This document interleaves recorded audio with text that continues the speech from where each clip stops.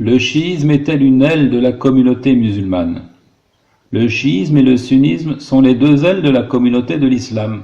C'est une expression souvent répétée par ceux qui espèrent un rapprochement entre sunnites et chiites, rabâché par les politiciens arabes, et plus particulièrement par les laïcs et les leaders de mouvements islamistes à la méthodologie erronée. S'agit-il là d'une expression vraie et fondée? La proportion des chiites, toutes tendances confondues, les imamites, les ismaélites et les zaïdites, ne dépasse pas 12% des musulmans dans le monde. Serait-il logique d'avoir deux ailes aussi disproportionnées pour une seule communauté? Y trouverait-on l'explication de sa marche irrégulière et boiteuse, puisqu'une de ces ailes est presque arrachée ou bien parce qu'elle n'a pas atteint sa maturité? De plus, cette aile handicapée s'active-t-elle dans le même sens que l'autre grande aile sunnite, bien solide? A-t-elle une même destination et se fixe-t-elle un même objectif?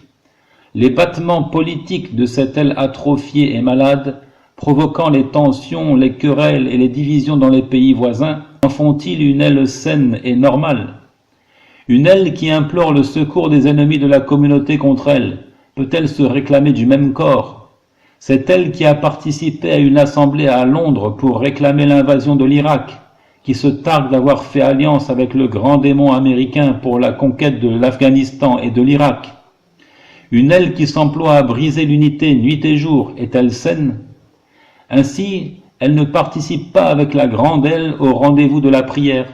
Elle ne s'accorde pas avec elle sur la délimitation des dates d'entrée et de sortie du Ramadan, ni sur la station de Arafat, dans les différents pays. Cette aile naine réclame toujours une séparation d'avec les organismes gouvernementaux et religieux regroupant sunnites et chiites, comme ce fut le cas au Liban, à Bahreïn, en Irak, au Koweït et au Yémen. Une aile qui use de la plus grande violence contre sa sœur est-elle naturelle?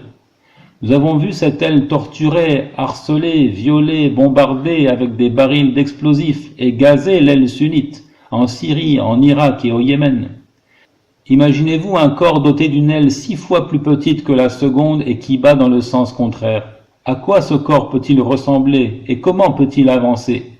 La question grave que je pose pour conclure est la suivante. L'amputation de ce membre atrophié n'est-il pas plus raisonnable pour la survie et le bien-être de la communauté de l'islam?